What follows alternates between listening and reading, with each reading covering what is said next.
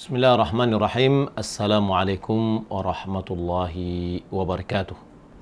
Alhamdulillahirabbil alamin wassalatu wassalamu ala asyrafil anbiya'i wal mursalin wa ala alihi wa sahbihi ajmain. Amma ba'd.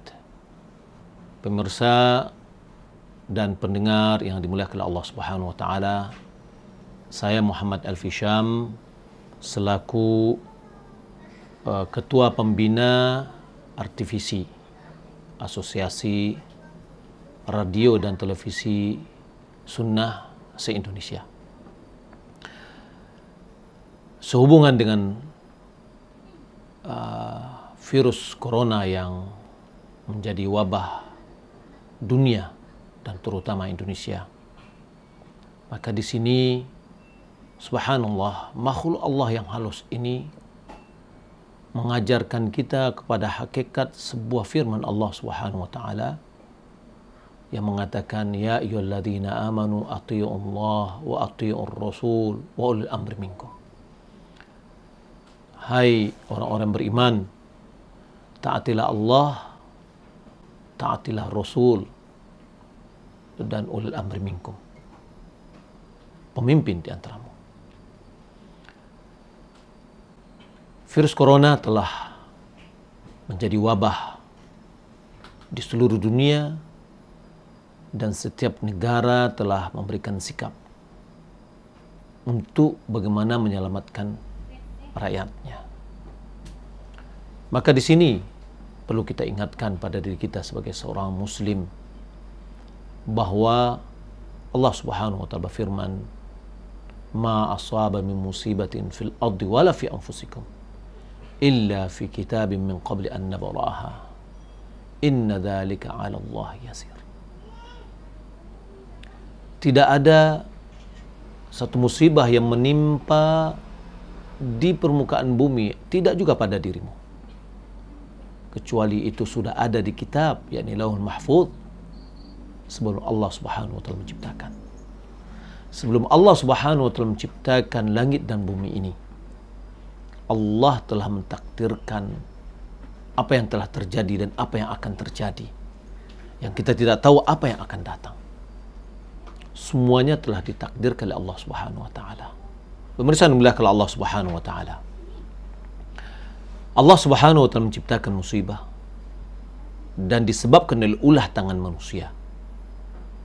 Maka di sini dituntut kepada manusia untuk kembali kepada Allah Subhanahu wa taala, bertaubat kepada Allah Subhanahu wa taala. Atiiullah, taatilah Allah, mentaati seluruh perintahnya, menjauhi seluruh larangannya. Adalah kita kembali bertaubat kepada Allah Subhanahu wa taala, mohon kepada Allah agar semua musibah ini diangkat oleh Allah Subhanahu wa taala.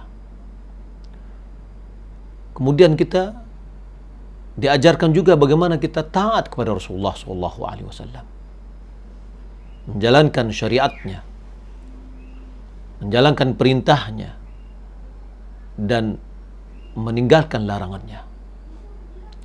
Di antara perintahnya di dalam pelaksanaan terutama adalah wabah yang seperti ini adalah sabda Nabi Shallallahu Alaihi Wasallam yang dinamakan oleh orang sekarang ini adalah lockdown.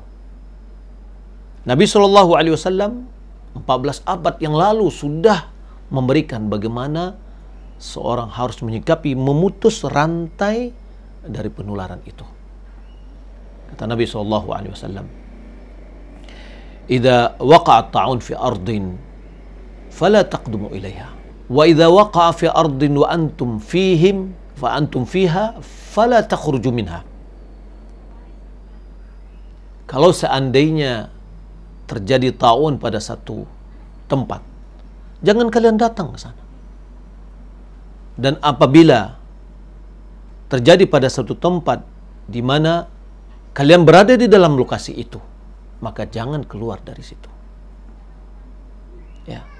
Malahan dalam hadis yang lain Nabi Shallallahu Alaihi Wasallam memberikan motivasi kepada kita untuk tidak keluar, tetap bersabar, mengharapkan pahala dari Allah, maka bisa dihitung sebagai seorang syahid.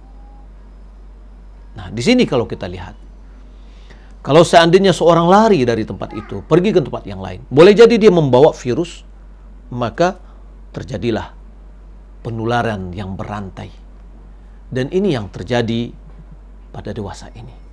Kita lihat bagaimana sikap dari pemerintah yang tegas untuk melakukan tindakan-tindakan yang bisa memberikan sikap untuk memutus rantai penularan. Maka di sini kita disuruh untuk mentaati pemerintah. Wa ulil amri minkum. Mentaati pemerintah. Dan di dalam hal ini ada kemaslahatan. Innama ta'atu lil ma'ruf. Taat itu ada hal yang ma'ruf untuk kemaslahatan umat, untuk kemaslahatan rakyatnya. Maka mari kita mentaati, mengajak dan mengimbau yang lain juga. Di mana pemerintah kita mengajak dan menyuruh kita untuk tetap berada di rumah.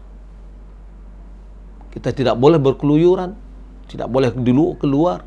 Mari kita kosongkan daerah-daerah di luar. Kita berada di dalam. Untuk apa gunanya? Adalah untuk bagaimana kita bisa memutuskan rantai penularan. Kalau seandainya kita keluar untuk kebutuhan kita, juga diajarkan bagaimana kita harus mengatur jarak, yang mana minimal jarak itu ada 1 meter. Maka jangan kita tergesa-gesa. Karena ini adalah dalam rangka memutus hubungan atau memutus penularan. Pemirsa yang dimuliakan Allah Subhanahu wa taala.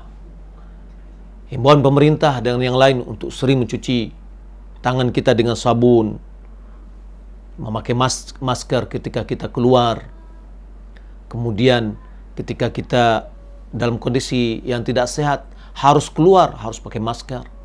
Ketika kita bersin atau kita batuk, hendaklah menutup mulut kita dengan tisu dan yang lainnya. Subhanallah, sebenarnya ini sudah diajarkan dalam agama kita. Bagaimana adab seorang yang bersin adalah menutup mulutnya, ya, di mana dia menutup mulutnya dengan tangannya atau dengan kain. Begitu Islam telah mengajarkan bagaimana kebersihan, dan sebenarnya mencuci tangan itu juga sudah diajarkan oleh agama kita. Bagaimana telitinya agama Islam untuk mengajar kita untuk bersih, terutama di dalam menyikapi menghadapi virus COVID-19 ini. Pemirsa yang dimuliakan Allah Subhanahu wa taala, dalam sisi hikmah sangat banyak sekali yang bisa kita ambil. Pertama, musibah itu akan menguji keimanan kita. Sesungguhnya Allah Subhanahu wa taala apabila dia mencintai satu kaum, maka Allah Subhanahu wa taala akan menguji mereka. Apabila mereka ridha, maka Allah akan ridha kepadanya. Apabila mereka murka, maka Allah murka kepadanya. Musibah mengangkat derajat, menghapus dosa, dan banyak lagi hal yang lain yang subhanallah dalam musibah yang seperti ini dan sudah mendunia mengajarkan kita banyak pelajaran. Maka dalam hal ini anjuran pemerintah agar kita tetap berada di rumah ini harus kita taati, karena Allah Subhanahu wa taala memerintahkan untuk mentaati pemimpin, dan mentaati itu adalah dalam rangka ma'ruf, hal-hal yang baik, bukan dalam maksiat. Sampai-sampai kalau kita lihat fatwa dari ulama-ulama di Arab Saudi, dengan tegas mereka sudah memfatwakan agar kita bisa mengerjakan agar kita tidak mengerjakan sholat berjamaah untuk sementara waktu, bukan untuk selama-lamanya, termasuk juga dengan sholat Jumat.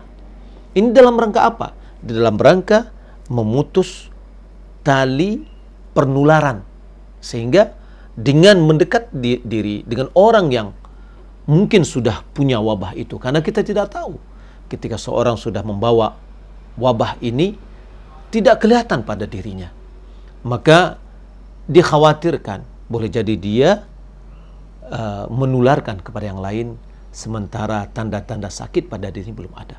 Apalagi kalau seandainya sudah ada rasa demam, badan panas, batuk-batuk, maka tentu hal ini ya diminta kepada orang yang seperti ini, jangan dia mendatangi keramaian.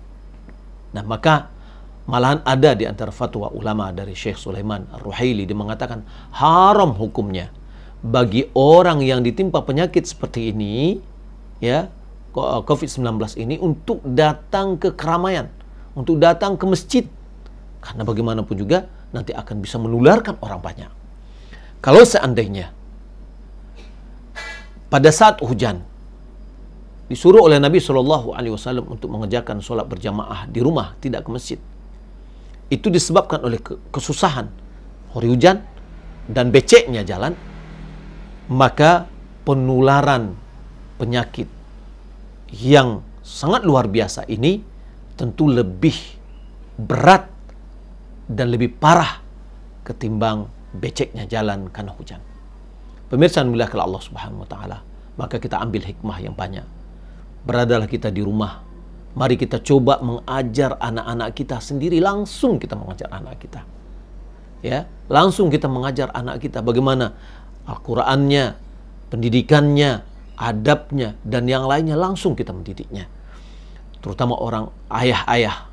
Sang ayah hendaklah mendidiknya, sang ibu juga mendidik. Ya, bersama-sama mendidik anak di rumah. Kita akan merasakan bagaimana susahnya mendidik anak. Pemirsa muliakan Allah Subhanahu wa taala. Maka bersyukur kita dan berterima kasih pada guru yang telah menggantikan kita pendidikan anak-anak kita. Kita mendidik anak kita 2, 3, 4, 5 orang di rumah, sudah angkat tangan kita. Bagaimana dengan seorang guru, setiap hari dia menghadapi lebih dari 5 orang, 28 orang minimal dari anak itu, dengan karakter yang berbeda-beda. Maka hendaklah kita merasakan bagaimana susahnya mendidik.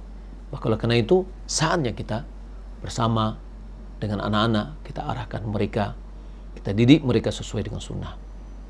Kemudian, penambahan ilmu, kita akan bisa melalui media-media yang ada, televisi yang ada, kajian-kajian online yang ada.